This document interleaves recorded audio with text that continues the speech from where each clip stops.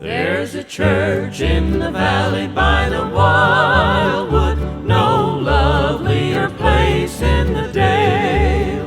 No spot is so dear to my childhood as the little brown church in the vale.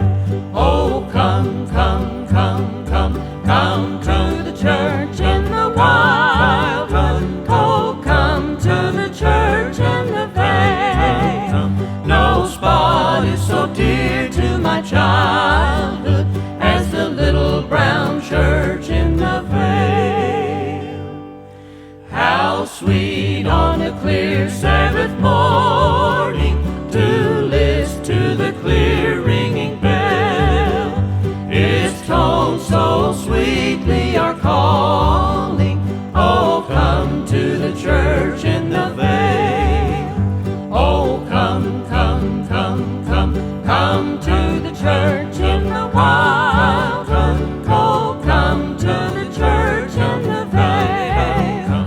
No spot is so dear to my childhood as the little brown church in the vale.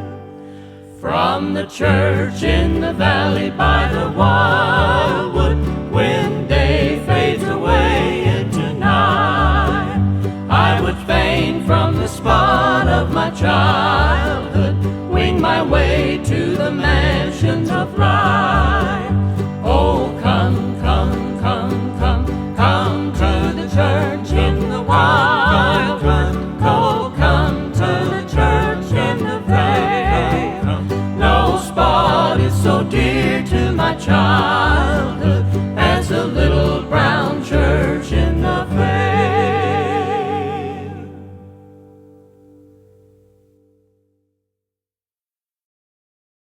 Good afternoon, ladies and gentlemen. Good morning, good evening, wherever you are.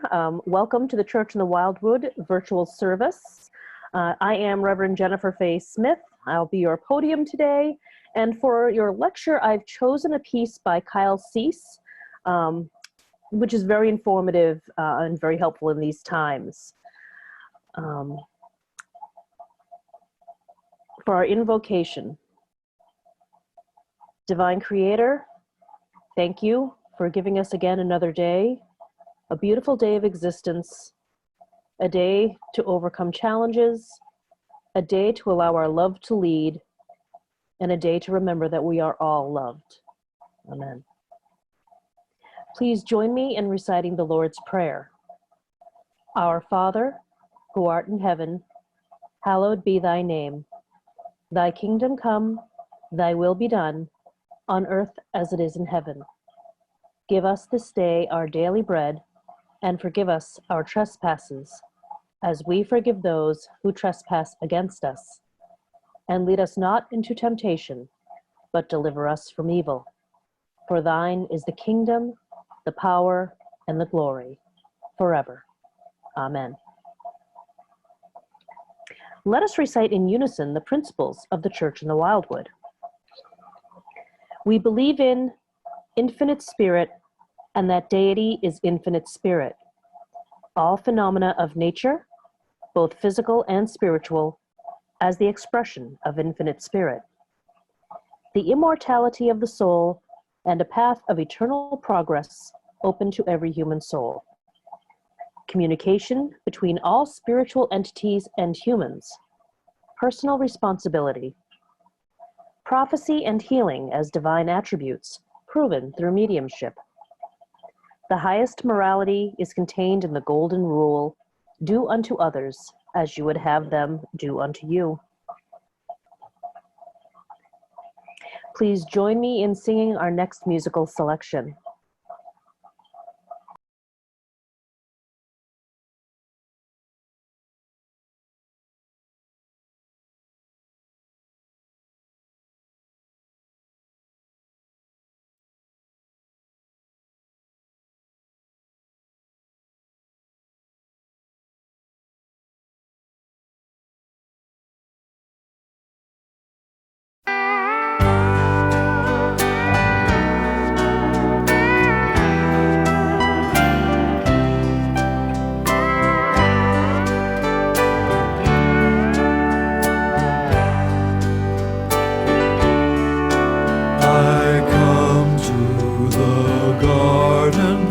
alone,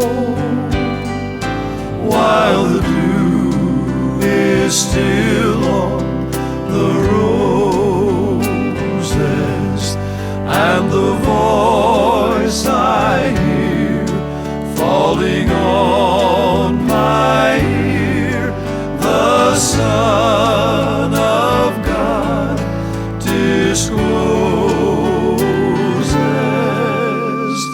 and He walks with me, and He talks with me, and He tells me I am His own,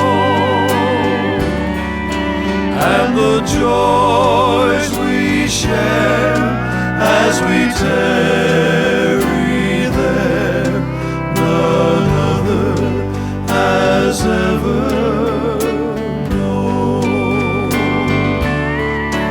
He speaks, and the sound of His voice is so sweet, the birds hush their singing, and the melody that He gave to me within my heart is ringing, and He walks with me, and He talks with me, and He tells me I am His own, and the joys we share as we tarry there, none other has ever known, and the joys we share as we tarry there,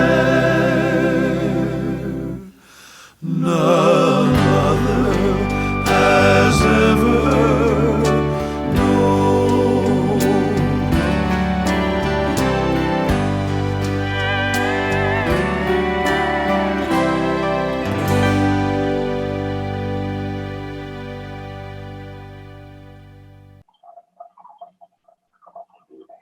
We are about to enter the most important part of our service, the healing service.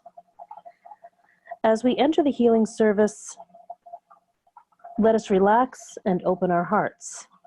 Let us recite in unison the healing prayer found on your screen. We ask the great unseen healing force to remove all obstructions from our minds and bodies and to restore us to perfect health. We ask this in all sincerity and honesty, and we will do our part. We ask this great unseen healing force to help both present and absent ones who are in need of help, and to restore them to perfect health. We put our trust in the love and power of God. I will now read the names of people requesting prayers for healing and prayers for progression from this side of life to the higher side. From the healing list: victims of catastrophic events, men and women of the military, police, firefighters, EMT, and medical personnel who have been injured in service to our country.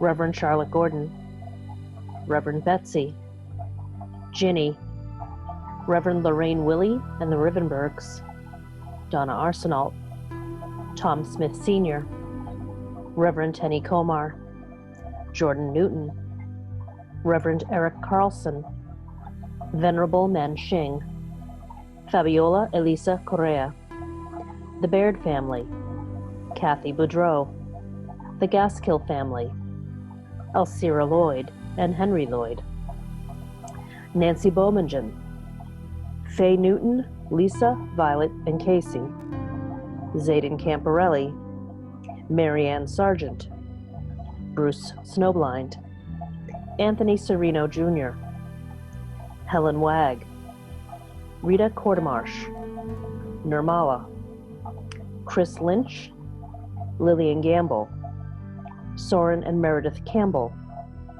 Jean Bowler, Jerry Casey, Rose Taft, the Aviles family, Steve Cartan, Giselle Zangari, Kevin Lennon, Jim Westcott, Anita Wheeler, Patty Burke, Merle Newton, Muriel Arsenault, Linda, Sandra Fox, Dan Richard, Gary Porlier, Ray Beal, Nicole, Larry, Mamacita, and the Cummings family.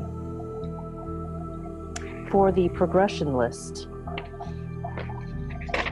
victims of catastrophic events, men and women of the military, police, firefighters, EMTs, and other medical personnel who've transitioned in service to our country.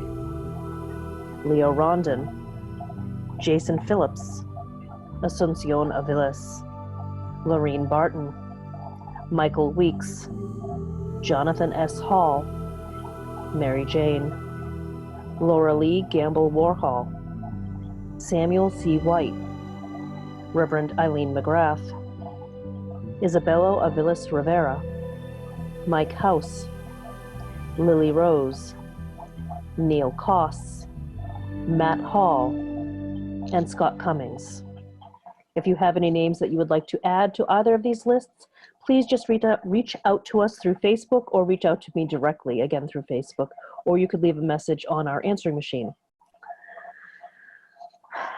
I ask everyone to take just a moment to assume an attitude of prayer as I read the healing prayer and understand that this healing will be sent out to all of our friends and loved ones.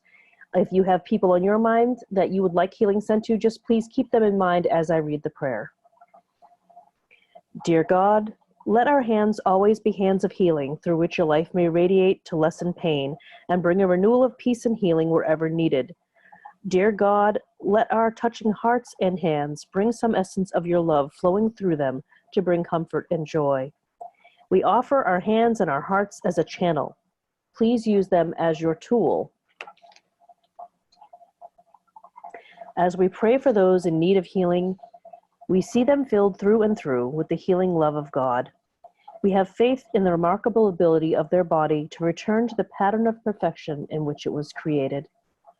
As we pray for the healing of others, we pray also for their increased faith. We realize that it is faith that heals, and we know that God has given them a spirit of faith. We remember that Jesus said, "Your faith has made you well." Our prayer for others is that they may be receptive channels through which God may work to heal and restore them. As we pray for the healing of others, we open our mind and our hearts to God. We lift up our thoughts.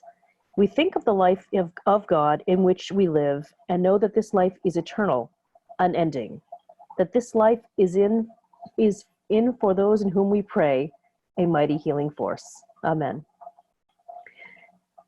Please join us in singing our next musical selection.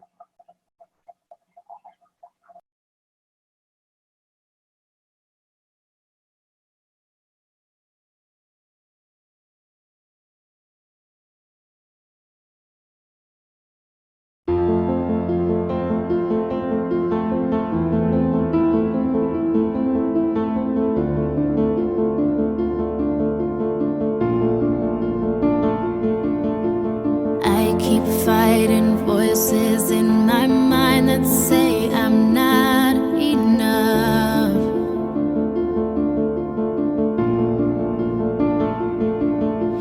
Every single lie that tells me I will never measure up.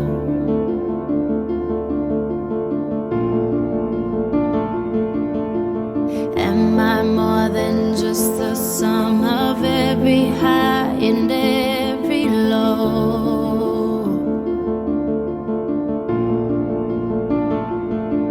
Remind me once again just who I am, because I need to know. Ooh, oh, you say I am loved when I can't feel a thing. You say I am strong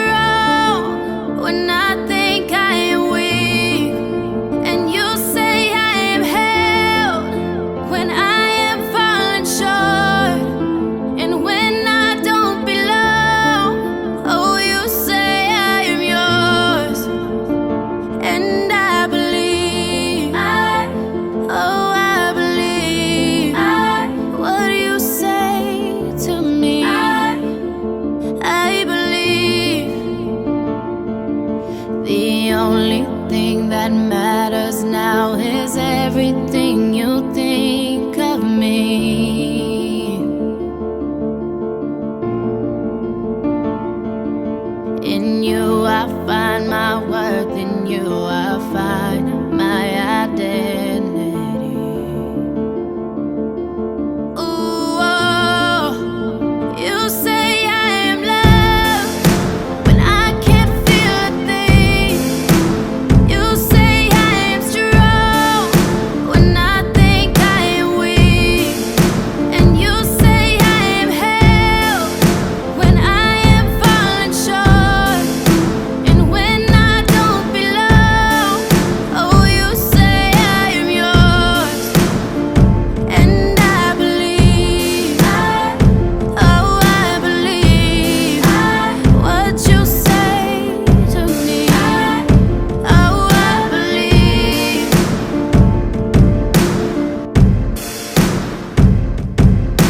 Taking all I have and now I'm laying it at your feet.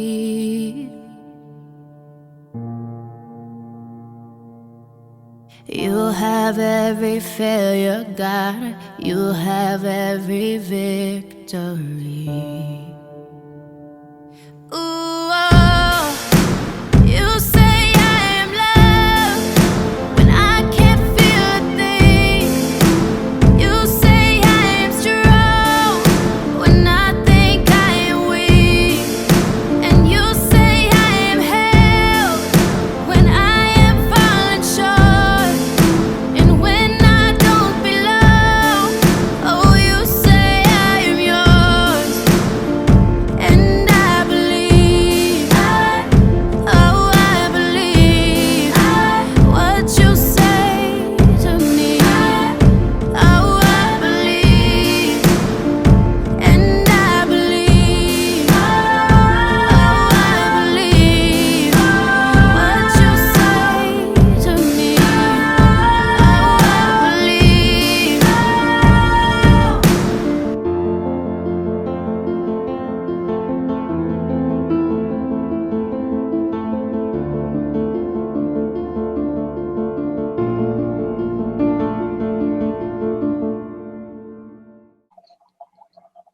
For today's lecture, I've chosen a piece from the Transform Your Life Expo, October of last year, that was done by Kyle Cease, who's an amazing transformative speaker.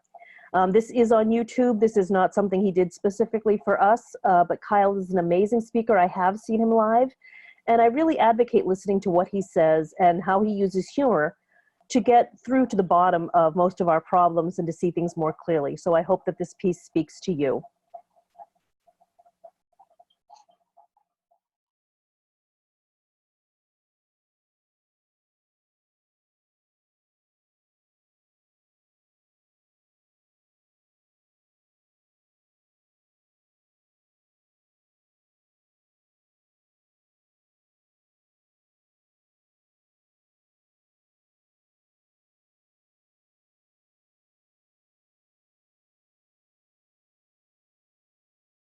What his award with the Walden New Thought Award is. So welcome to the stage, Kyle Cease. You're really going to love this. Thank you so much. Oh, folks, Reverend Coco Stewart, ladies and gentlemen. Right here. Thank you so much. Oh, my goodness. How about a hand for everyone who we just saw perform and speak? I'm just going to start out by just receiving that I'm here with you right now. Just receiving that I'm here. Do you feel the difference between receiving that you're here and chasing your approval? Can you feel that? Like, I hope you like me. There's a chasing that suddenly separates me from receiving the here-ness that's always here. And if I'm starting to chase something, I'm actually saying I don't have, so I actually am unable to receive what is here right now if I'm going after something outside of myself. So I just receive that I'm here. I know that's hard to do. I watch you guys when you stand up, if it's your first time here, And everyone does this, so they go, welcome to Agape, and just everyone, I can't do it. I'll pass this over here. I don't know what to do with this card. Anything but look at me. Don't look at me. I can't receive that you're loving me. I got to look like I'm really busy so I don't have to hear this. That's what I say. I turn around. Everyone's like, But I want to dare you in those moments to receive. It's scary, but it's only scary to what you're not. It's only scary to your old story. Whenever someone starts crying and they're scared, you only are releasing your prison. Did you know that? The only thing that's falling apart is your small story, your limitation, your prison, right? And if you can't receive love here, how can the universe get in there? If you're actually, the universe is like a bellhop waiting to take your bags for you. It's right next to you, you want me to deal with this or not? And you're like, no, I'm going to fix it myself because in 1974, no one helped me, so I'm going to still not be helped. And the universe is like, I got this if you want it. Just let me take this. And you're like, no, because my mom said that when I was a kid, and then I let her help me, and then she ruined everything, so no one can help me. No one help me. People that come to my events and probably come to Agape are really good at giving, but they're not great at receiving often, right?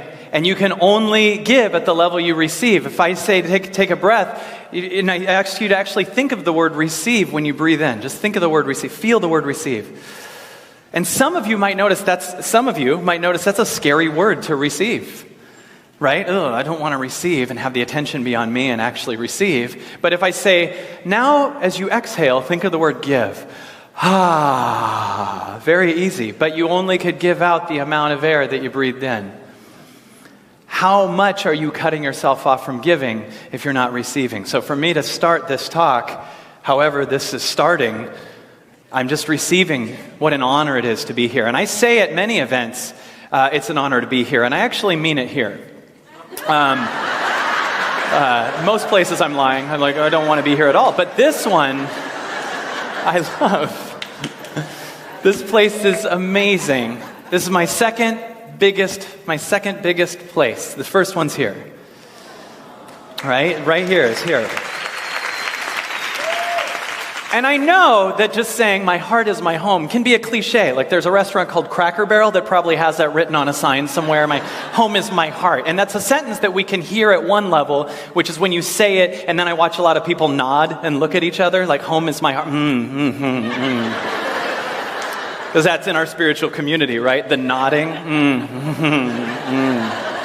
But inside we're like, don't look at me, and I don't want to actually look at my heart, but I'm going to nod to other people, and we'll get connection about the concept that my heart is my home, but not actually fully live in the idea that your heart is actually your home. I mean, the only thing you actually are is this space right now. This space right here. This space is the actual star of this talk today. This space is who's talking. This space right here. When you see an entertainer, you see a performer, you see someone, that's cool. They're nowhere as cool as the space because the space is where they came from. So get excited about the space because this space is the only thing that actually creates the space where we came from. It's the space. And when you say, Kyle, love this, a lot of questions come up because that's death to the small story that like to worry or have problems, right? So when I say that, people, when you say listen to the space, actually listen to the space. The way you can listen to someone else talking, this space is full of so much more information. This now space. Can you receive it? And when you receive it, the first thing that comes up is all the fear. If I listen to the space, my small story is going to come up. My story of limitation. That's the first thing the space has to do, is clear out what you're not. Because there's a ton of things you think you are that you're not. Like who I am is how much money I have or I don't have. Right? If who you are is someone who's broke, let me ask you something. If you made money, do you stop existing? No. So you can't say who I am is my current bank account. That's impossible. You can't say who I am is a millionaire because that could change and you'll still exist. You can't say who you are is your beliefs because your beliefs could change. If you've believed one thing fully and then you believed another thing, but you existed through both sets of beliefs, that means it's impossible that you're your beliefs. So anything you believe right now, let go of it because it's not true. Just this space, infinite possibility. You couldn't be your body because your body changed. I had a 5-year-old's body, then I had a grown-up's body, then it got chubby, then it got skinny. If you've watched my history, it gets chubby and skinny, and then weirdly buff for a while, back to skinny again. And I'm currently working on a hybrid of all body styles right here. So you'll see I have some chubby, yet I'm kind of buff. Like I got, like, oh, wow, look at that arm. And then where's his legs? There's no legs here. People look at me and go, what does he do at the gym? Is it just like, oh, does he just eat donuts and then bicep curl while he's doing it and treadmill through the process? What machine is that manually feeds him something that he keeps on his waist, yet he's still bicep curling? So I have all of these different body types going on, and they can change, and I will still exist with my body changing one way or another, so there's no way in my body. Anything you say, I am, and follow it with a word is a lie. Right? And that's where our pain is. The idea that that's who you are. So if you're this infinite being, if I say to you, you're an infinite being, can you feel the ego kick in and go, well, he doesn't know my story. Easy for him to say, but my story is different. And if you say my story, where are you going? To your past, which doesn't exist. The only evidence you have of your story is your past, which doesn't exist. Right? So there's this filter that you see yourself through that includes your past that totally isn't real. And then the space can't get in unless you listen to the space. If you listen to the space is going to clear that out. I know this because every morning I wake up, and instead of doing the old habits of watching the news or hopping on Facebook or whatever, I just listen to silence. I wake up. Usually I do 2 hours. And people will say to me, how do you do 2 hours? I don't understand how you have time to do 2 hours of meditation. And I always say, I don't know how you have time to not. Because I wake up in the morning and think, I got to call this person, I got to call this person, and I got to call this person. Then I listen to silence for 2 hours, and I go, I totally don't have to call any of those people. I don't have to call those people. Because quite a bit of those people I was going to call was my small story, worried that I needed to people please my way to not lose their love the way I did when I was 5. Or that I was doing a should kind of thing, where I was like, I should do, my mom said, the public says, life says, I should call this person. It's kind of engaging to move from a what you should do. That's not even a thing. But when you clear out the lies, I listen to silence, I actually do it. This is getting on the treadmill. There's a level where you can come to Agape and hear this, and it feels really good in your head, and then we don't actually do it. And that is kind of like going to the gym, having them explain to you how an elliptical machine works, and then you hear that, but don't get on it. And then you go back home and you tell everyone all about the elliptical machine that they should check out, and you start becoming an elliptical machine coach and telling everyone, you got to start elliptical machining. Meanwhile, we're sitting here spiritually not in that alignment. When you listen to silence, that's getting on the machine. Getting on the machine, right?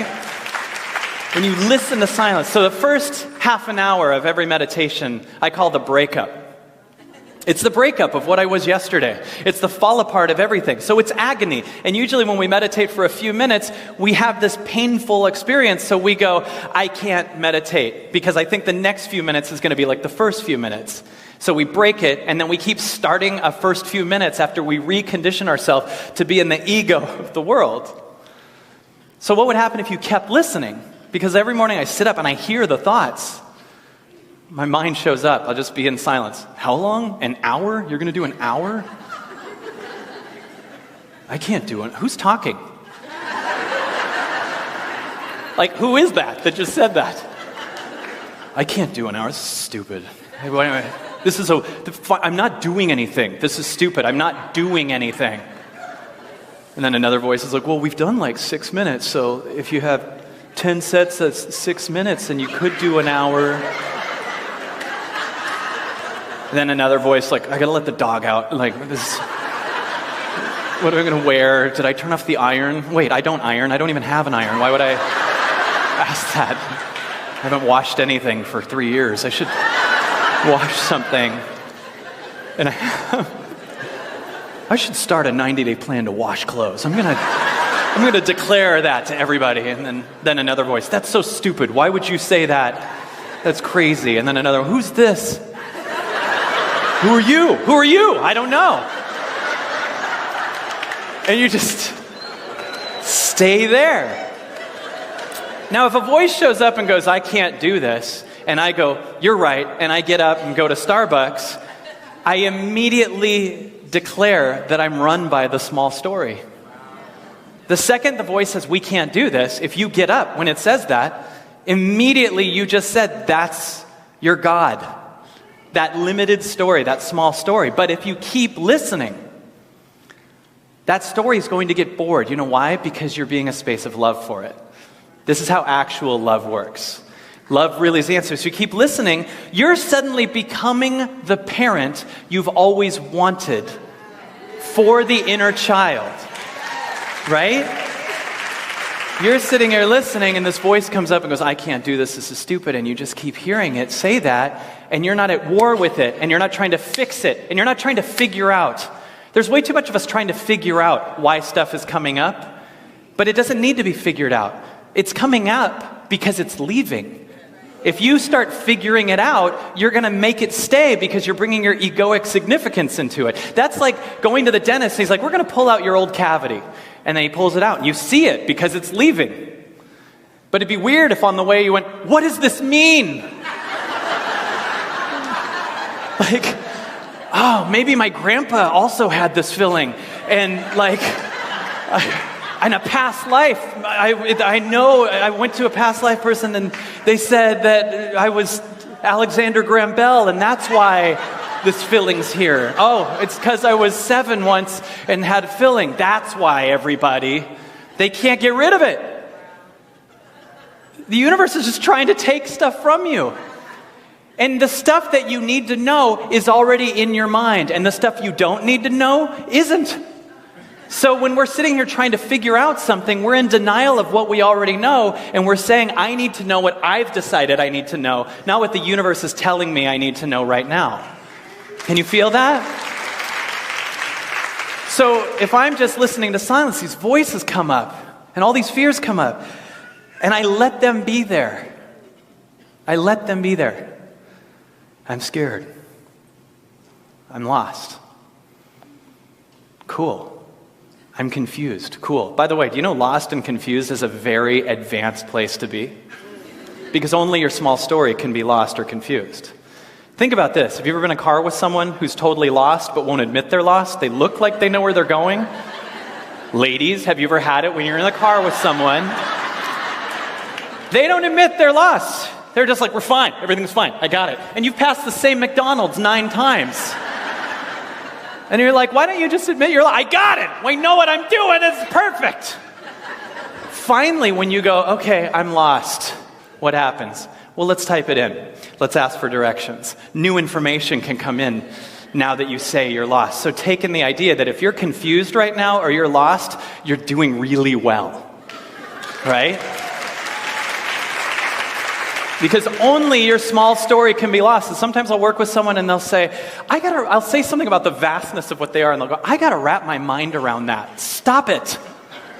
How are you going to wrap the smallness of your story around the infinite vastness of what you are? Stop trying to shove it into your teeny suitcase and throw out the suitcase and enter the infinite vastness of what you are. Right? I gotta wrap my mind around it. I gotta make it make sense to everything I've seen before this moment. So really, I can't have the breakthrough because it has to look like what I've seen before. There's a breakthrough trying to happen for you right now, but your figuring out is getting in the way of it. So as I listen to silence, the voice comes up. I'm a little worried. I don't know what I'm doing. Eventually, it's quiet. It has to eventually be quiet because only you're fighting it is what makes it alive. It's what keeps it alive. So after a half an hour, that's the breakup. After 30 minutes, I'm single, right? I just broke up with the old story. I just let go of my old story. I just let go of what I'm not. And it's very scary, Boberry, because you think you are the old story, which would be like going to the bathroom and thinking you're the stuff that you're about to let go of. Wouldn't that be crazy? If you're like, I can't let go of this because in 1974, you're like, wait, hold on. You're not that. You're the space it's coming from. You're the butt. It's trying to leave. And your job is to be a space to let it come out. And it is impossible to listen to the space and not have that released. And the same way as going to the bathroom and meditating, the only thing you have to do is sit and wait. Just sit and wait. Life will remove everything that no longer serves you in both scenarios. So at a half an hour, you're at a half an hour, now you're single. So my mind's clubbing and like, yeah, hey, want to go out? And failing. And then 45 minutes to an hour, my soulmate shows up. Because now that I've cleared out my old story, I'm so much more receptive to this moment because this moment's not clouded by the smallness and my addiction to my small story. I'm able to be receptive in this moment. So at 45 minutes, it's actually on the nose, almost every meditation I have. 46 minutes in, if you don't break it, $1 million idea shows up. Nothing but love shows up. Infinite forgiveness shows up. Just full worthiness that you already are because you're not seeking it through the smallness of your past story. Right? You're just worthiness. There's a thing that people do, like, I got to find my purpose. Do you know how insulting that is to the universe? For you to think you're not in purpose right now? For you to think you're not in purpose when you're in your hard times, for you to think I have a really good friend who walks into a room, and every time she does, the whole room lights up, and then she'll come and hang with me later. She's like, I got to figure out my purpose. I got to figure out. I'm like, you don't think that had a purpose? You don't think when you did that had a purpose? Or are you measuring your purpose based on how you get paid? Are you measuring your purpose based on, do I get love? Well, how are you measuring purpose? And how insulting is it to something that created you as is to say, I'm not in purpose unless I egoically find it? You are purpose, you can't get out of it. You are love, you can't get out of it. You can trick yourself into thinking you're not, but you can also close your eyes and you think there's no lights on you, but that doesn't mean they're not happening. There's lights in here. Whether you close your eyes or not, there's light aiming at you, but you can totally go, well, all my friends have their eyes closed. So let's talk about how hard life is because I get connection to you because you feel kind of like my dad, and that's the only thing I associate to love. And then there's this deeper possibility that's trying to unfold every time you have what you call a problem. It's only a problem to your small story. There's no such thing as a problem. But there is a problem to your small story. And life is trying to get you to learn how to unconditionally love your circumstances. And it's so cool because you can't trick the universe. Most people try to love a problem so it'll leave, which really isn't love. If you try to love your kids so they leave, they're going to catch it. Right? The universe is like, no, I'm teaching you actual unconditional love. So when I wake up, I listen to silence, and then I hear and realize if all those other stories aren't me, I have to be this space right now, for real. And often people say to me after talks, that's great, Kyle, but what about the real world? Like, I hear you, Kyle, that's great and all. That's never not been followed by, here's my problem, though. Right? That's great and all. No one's ever said, that's great and all. Bye. No, they go. Isn't that weird how much we always mean the opposite of what we say? Like, no offense is usually followed by pretty offensive things. Very few people have said, no offense, but nice hat. Like, that doesn't happen. Because that actually means no offense. But people say to me, Kyle, what about the real world? And I go, tell me about the real world. And I learned that the real world is when you go home and you sit on your couch and you worry about all kinds of things that could happen one day that aren't actually happening. Where you click on the news and it specifically picks and chooses the worst stories that are going on and creates the illusion to you that the world is totally falling apart when all you have to do is walk down the street and see pretty much everything's okay. Right? That's the real world. You know, the real world, where even though I'm an infinite creative being that's worth billions of dollars, I'm going to do everything I can to stay in the small story because I'm scared to lose my mom's connection and be in a small, not fulfilling job and in an out of an alignment relationship. Everything I'm not. I want to be in. That's realistic to me, even though right here is the space. The real world to most people is the most delusional world I've ever seen. It is a creation of fear that is not necessary. Let's talk about what really is real right now. Your heart's beating right now. Does your heart care about how much or how little money you have? Does your heart care about what happened in the past? Ask it right now. Ask the space around your heart about anything in the world you're worrying about.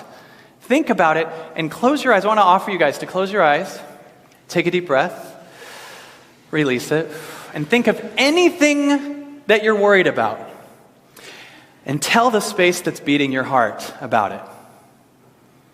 And then listen to what the space that's beating your heart, the same space that's beating my heart, listen to what it says back. And if you have new fears show up, like, I don't know if I'm doing this right, or, I don't think I get it, tell that to the space that's beating your heart. Anything you can come up with that's the illusion of a problem, tell the space that's beating your heart. And listen to what it says.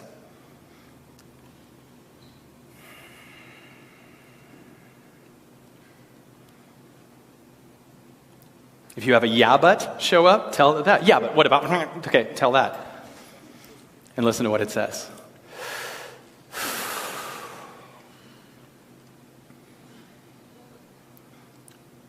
I'm seeing a few tears show up because that's the releasing of the part of you that was trying to get love on a conditional level finally being seen by you in this moment right now. That's what the crying actually is.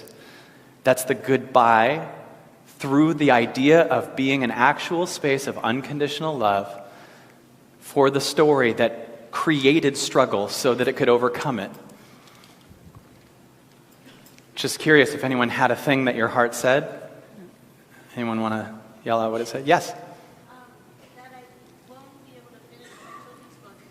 That's what your heart said? Well, no, I said that. You said, I'm scared I won't be able to finish my children's book? I was like, your heart's different than ours. You won't be able to, I'm like, your heart's mean. Yeah. So you're worried you won't be able to finish your children's book? I have a deadline for tomorrow. You have a deadline for tomorrow? Yeah. Okay, and what'd your heart say? My heart said, it's okay, you know what to do, and we'll get it done tonight. It's okay, you'll know what to do. By the way, if you listen longer, your heart will say, also if you don't, that's fine too. That's right. Your heart will go, I love you no matter what. Right? Because it could be an arbitrary, dad, don't be mad at me deadline that you have going on. It could be a should deadline. But your heart actually says, everything's fine. Either way, no matter what's going on, whatever, even if that thing happens, I love you all the way. That's what your heart actually says. And it's this place that I love to observe. I talked about this the last service, but I love it so much that I want to share it here. This place, it exists in our body, and whenever someone complains about something, they always say this really quickly and really passing by, just like it's not a major thing. They'll be complaining, and then he said this, and then they go, deep down I know everything's fine, but a bunch of complaining again. Deep down I know everything's fine, but here's where my problems are. Doesn't that sound a little addicted to the problems? Because you just said something about over here. Deep down, I know everything's fine.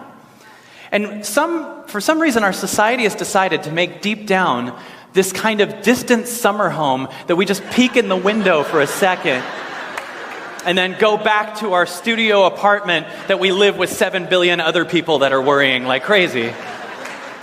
Right? What if deep down is really awesome? What if deep down is a giant summer home and it has infinite masseuses and like hot tubs and crazy stuff? Professional cuddlers are in it, and it's crazy.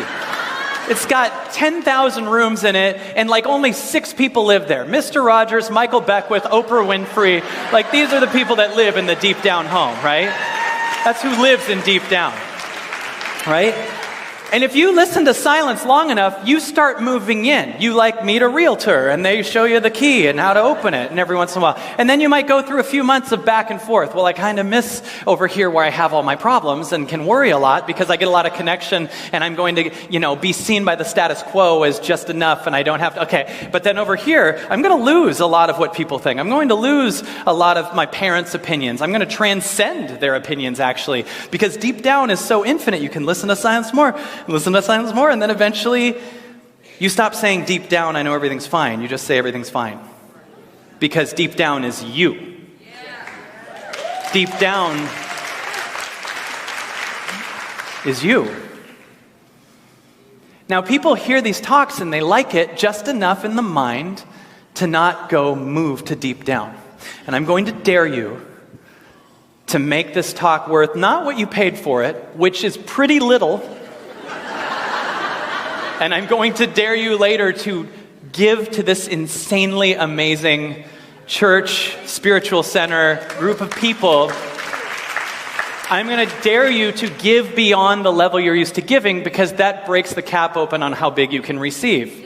Right? When you see yourself give beyond yourself, when you see yourself do this, like you give someone that you think this number would really throw them off, like if you gave a homeless person $100, you just broke the lid on how big you see that they can have, and so you do that for you. Yours pops open, right?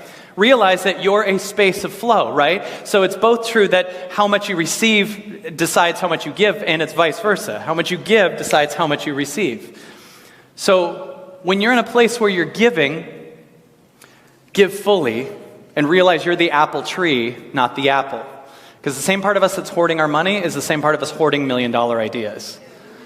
Right? The same part of us, you're the apple tree. And the more you do this and let go of everything that doesn't align, the more you open up to receive, right? So it's just a side dare that I have for you to do something. But what I was going to say is when you leave here, make this talk not just worth the time you took to get here and whatever you end up donating, but make this talk worth what you do with it afterwards. Like, this talk will mean so much more to me if you go home and you actually listen to the deep down space an hour or two a day for the next year.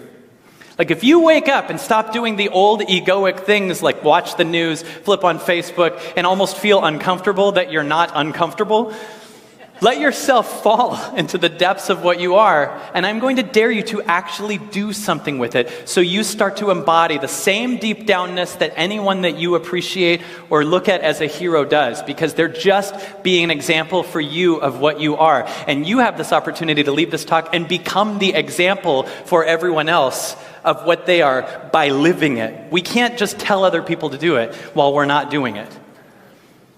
Potential butterflies love to prevent themselves from flying by telling caterpillars all over the place that they should fly. Like, if you're here, you have butterfly powers. If you came to this, there's a calling in you that says there's something bigger than what life taught me. Like, life taught me that you're supposed to work hard, get the thing, retire, which, by the way, if you do that with money, imagine if you did that with food. You can see how not natural that is. Like, imagine if you thought the way you eat, you're supposed to go into the Cheesecake Factory and get as much food as possible stored in your body for the next 30 years, and then when you're 66, retire on your Social Security fat, and then stop eating completely. Right? That would be insane. But we're like, we got to get the money and put it away. We got to get the money and put it away for way later. And then we got to stop doing anything creative and stop making any money and then just use this for later. But if you're here, you know that that doesn't make any sense. So there's something in your body that's opening up. And that to me is what I call the butterfly. The butterfly. You are moving based on intuition. That's how I move. Based on feeling. Right? I just decide instantly if something's supposed to be in my life. Does it expand my life or does it make me contracted? And I know I'm contracted if I come up with a justification to keep it. Right? So for instance, thank you, both of you. I have a 2-year-old daughter. I have a 2-year-old daughter named Vivian. She is so amazing. She's so cute. And I have never said, well, she gets good medical, so I'll let her keep being my daughter. Do you get what I'm saying?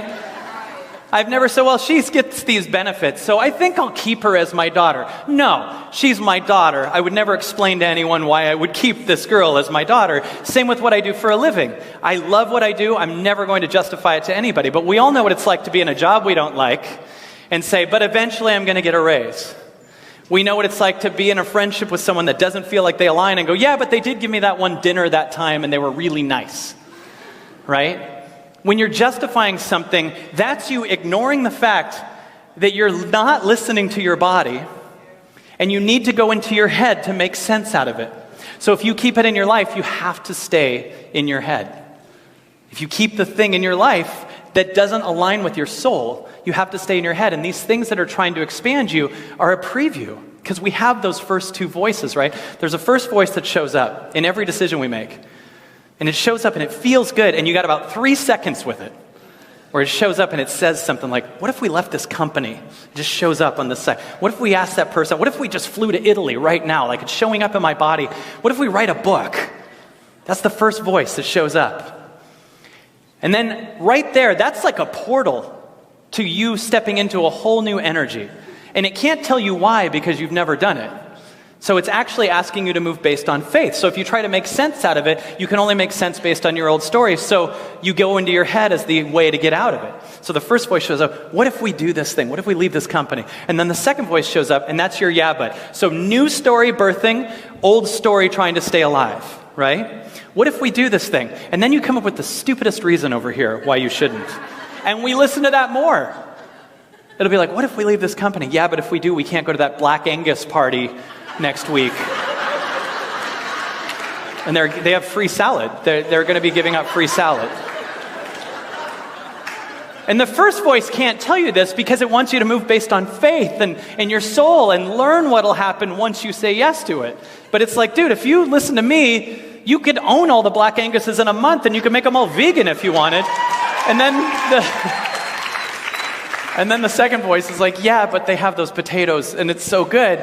If you've ever stayed in a relationship that you know you don't want to be in because you know that the two of you eventually are going to be going camping, you know what I'm talking about. Well, I don't like this person, but we already got the tent.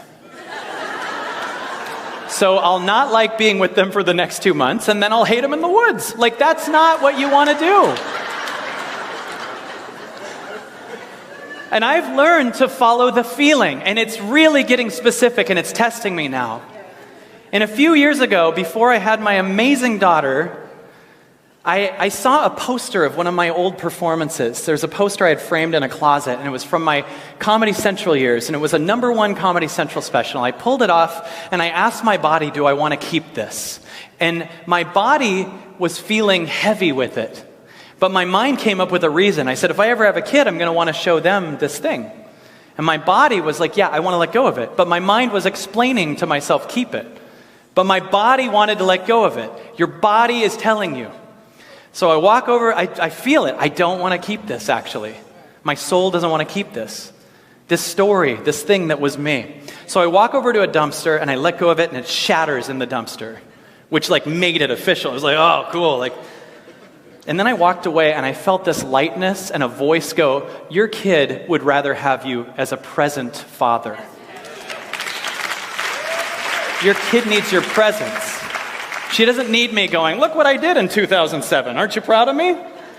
Don't you like me? Because that's kind of chasing people's approval. But once you let go of the thing that your mind was keeping, you have to go into your body. You have to go into your heart. And then you cry for a minute because your mind is not needed. Your old story isn't needed for a second. And the way the ego works is it loves to create a problem so that it can overcome it.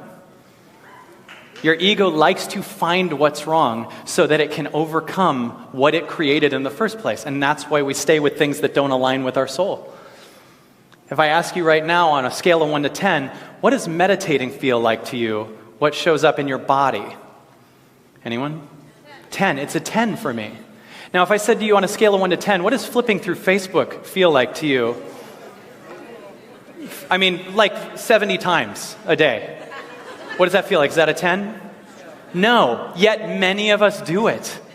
So we live in a 2 or a 3, and if you're doing that, life can't come in. The truth of what you are can't come in. And by the way, abundance can't come in, because your old story says you're worth so much less. Think about, up until this talk, how you unconsciously think about money. Think about how you think about money. Do you think it's never enough? I wish it was more. Or do you have some deep-rooted conditioning with your family that says something like, money doesn't grow on trees, or it's the root of all evil, right? Now I want you to imagine something.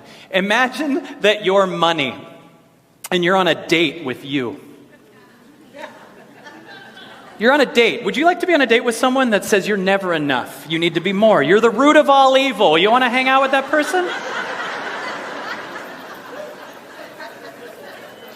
What would you want if you were on a date with someone, you'd probably want them to love you as you are. You'd probably want them to actually make their best connection to themselves. Right? Their best connection has to be themselves, because then they're a safe space for you, whether you're in your darkness, whether you're in your doubt.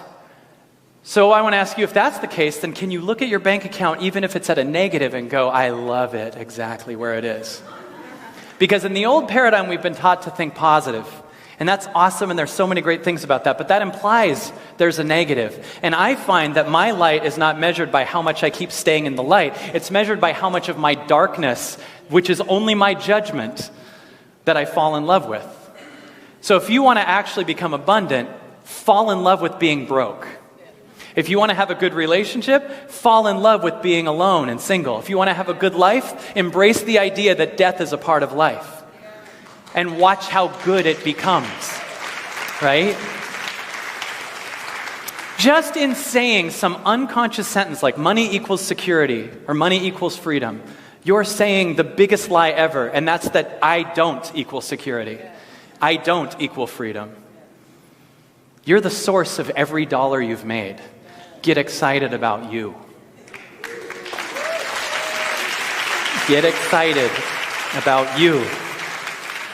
Wouldn't it be weird if we went for a walk in the woods and I rounded a corner and you didn't see me and I find this giant waterfall and I just get a cup of water and I come running back and you didn't see the waterfall and I go, look everyone, a cup of water. 1 cup of water. Look everyone, a cup of water. Isn't this amazing? This cup of water, and you're looking at this limited cup and you're immediately seeing lack because it's going to be gone very soon. And you're going, man, I hope I can get the rent paid with this water. And I hope that but you don't know that around the corner is a waterfall. You're the space that every dollar came from. You're the space. We've never got to see what life's like if we start to focus on the space and then trust that it might go, if you want this thing, I'm going to actually let go of your attachment to the thing. I'm going to make you actually lose the thing that you want first so that you can fall apart and see that you're still alive. There was a lady that came up to me at the last talk and she said, your talk touched me because we lost millions this week. And I was like, thank God, because now you can access the infinite part of you that's worth billions. Right? And when you have that, you can invest it in your creativity and you can donate it and you can be a space of love for the world and you can do your thing. It's available for you, for real. It really is. So I have my book, The Illusion of Money, that's going to be in the bookstore in the back. And I did make a joke about being honored to be. It is, in 2006, I came to Agape for the first time and I had a very awesome Comedy Central career, and this hit my body so much more.